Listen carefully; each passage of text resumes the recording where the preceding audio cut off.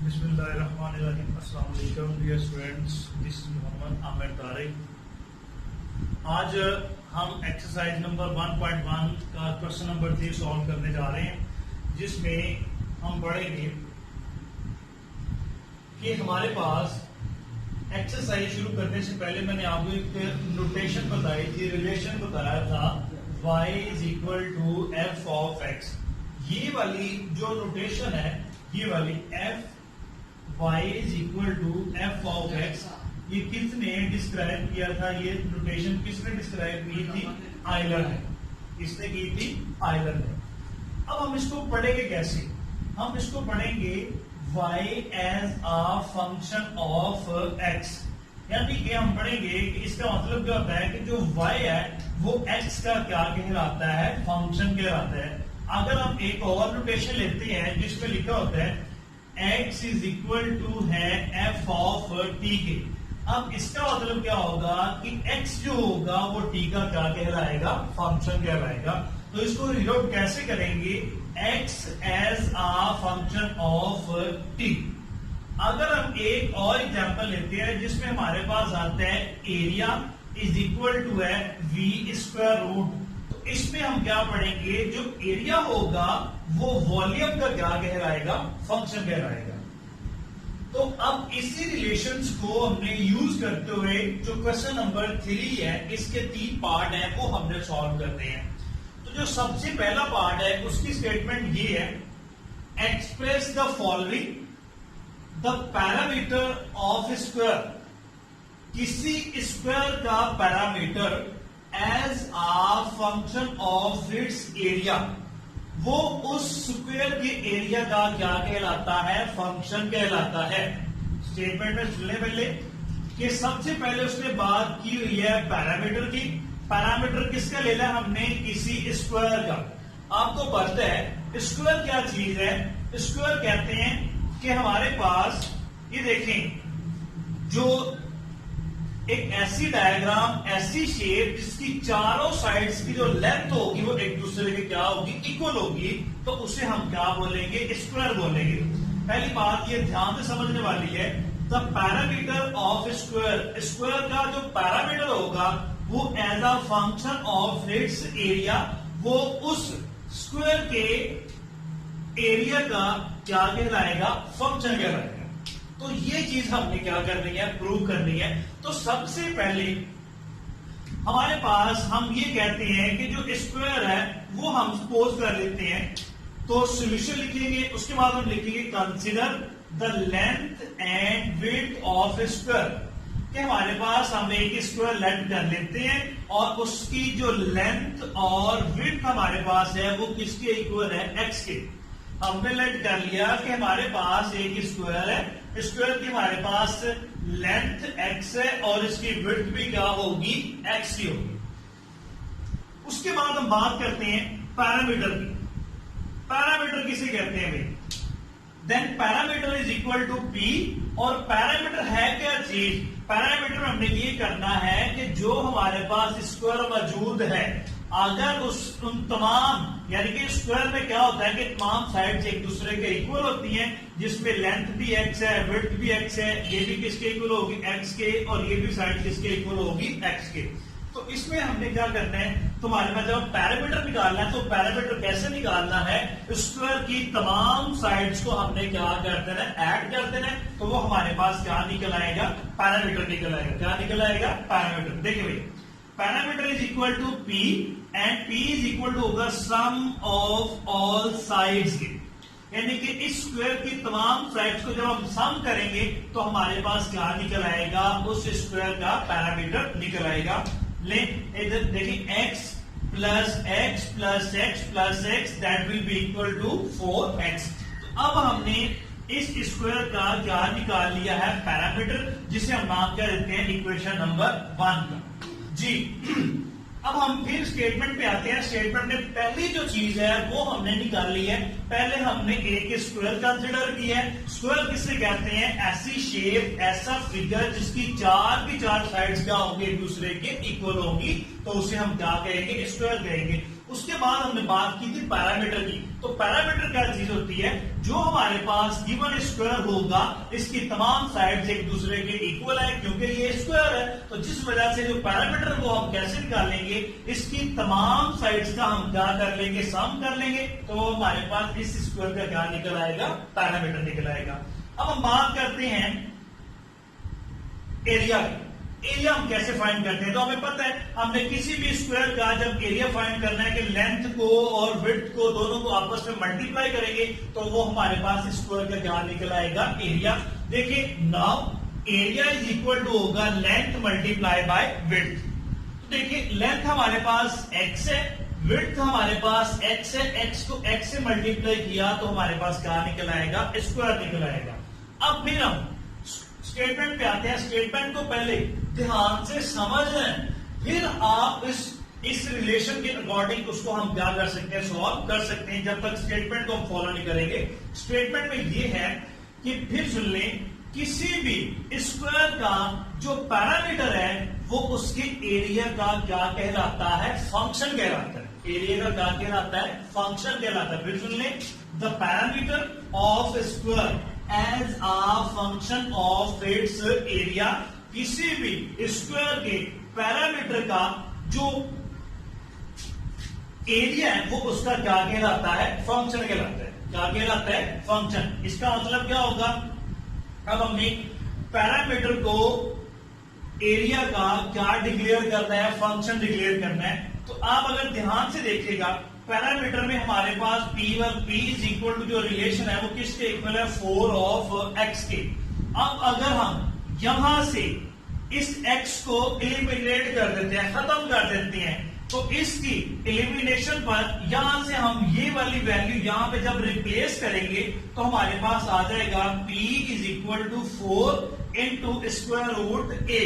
तो वो क्या बन जाएगा, parameter as a function of its area. तो देखिए सबसे पहले मूव करते हैं।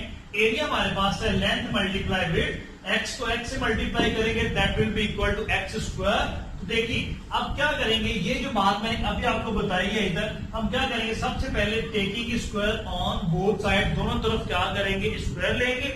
जैसे हम स्क्वायर लेंगे तो हमारे पास जो x की वैल्यू आ जाएगी स्क्वायर रूट ऑफ a। अब मैंने अभी आपको बताया था कि यहां पर इस x की जगह पर हमने वैल्यू किसकी पुट करनी है, x की, यानी कि x को यहां से एलिमिनेट करना है। तो x को एलिमिनेट करने के लिए यहां से हमने x की वैल्यू निकालनी है। दोनों तरफ क्या करेंगे, स्क्वायर रूट लेंगे, ये और ये स्क्वायर रूट और स्क्वायर कैंसिल हो जाएगा, तो x की वैल्यू आ जाएगी स्क्वायर रूट ऑफ a।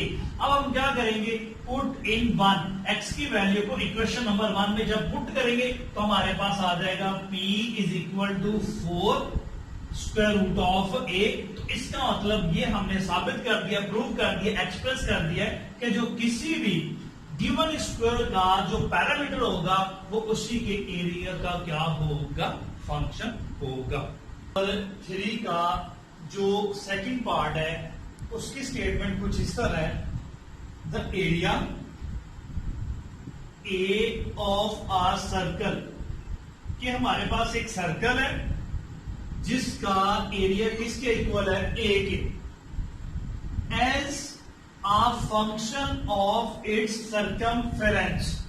कह रहे हैं, स्टेटमेंट ये है कि सर्कल का जो एरिया है वो उसके सरकमफेरेंस का क्या है, फंक्शन।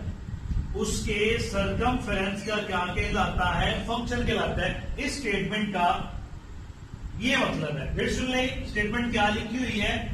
हमारे पास एक सर्कल है, सर्कल का हमारे पास एरिया मौजूद है, हमने सर्कल के एरिया को उसके सरकमफेरेंस का क्या प्रूव करना है, फंक्शन प्रूव करना है। तो इसके लिए हम सबसे पहले सॉल्यूशन की तरफ बढ़ते हैं। सॉल्यूशन में सबसे पहले हम लिखेंगे, हमारे पास स्टेटमेंट में सबसे पहले बात आई है सर्कल की, तो हम सबसे पहले कंसिडर कर लेंगे हमारे पास ये एक सर्कल है और ये इसका क्या कहलाता है, रेडियस कहलाता है। क्या कहलाता है, रेडियस। क्योंकि अगर हम सर्कल बहुत छोटा सा लेंगे या का बहुत बड़ा लेंगे तो उसका कोई ना कोई रेडियस जरूर होगा, उसका कोई ना कोई रेडियस जरूर होगा, क्योंकि विदाउट रेडियस कोई भी सर्कल नहीं होता।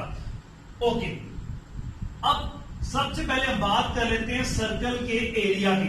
तो हम लिखते हैं let area of a circle, ये हमारे पास आदत है जी,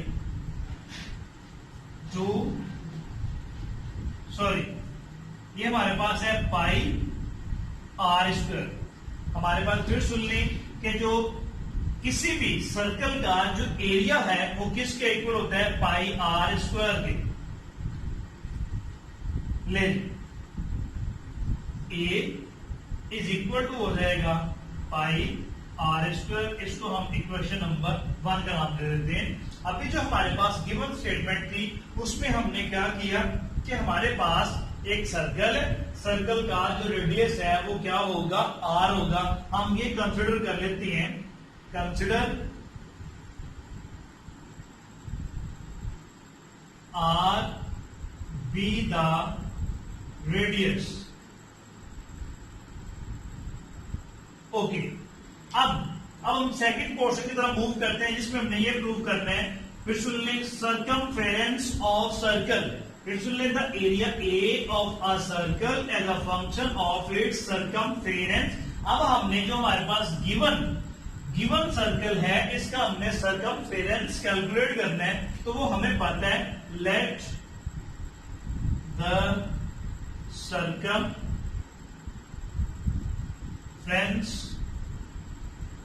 ऑफ अ सर्कल वो किसके इक्वल होता है, C K, and that will be equal to 2 pi r. इसको हम नाम किसका दे देते हैं, इक्वेशन नंबर 1 का। अब प्रूफ हमने ये करना है, एक्सप्रेस हमने ये करना है कि सर्कल का जो एरिया है वो उसी के सर्कमफेरेंस का क्या कहलाता है, फंक्शन कहलाता है। क्या कहलाता है, फंक्शन। तो अगर हमने एरिया को सर्कमफेरेंस का फंक्शन साबित करना है तो अब यहां से फिर हमें आर को एलिमिनेट करना पड़ेगा। इस आर की जगह पे हमने वैल्यू किसकी पुट करनी है, सी की। फिर हमारे पास ये आ जाएगा कि जो एरिया होगा सर्कल का वो उसी के सर्कमफेरेंस का क्या बन जाएगा, फंक्शन बन जाएगा। तो इस चीज को प्रूव करने के लिए हम लिखते हैं फ्रॉम इक्वेशन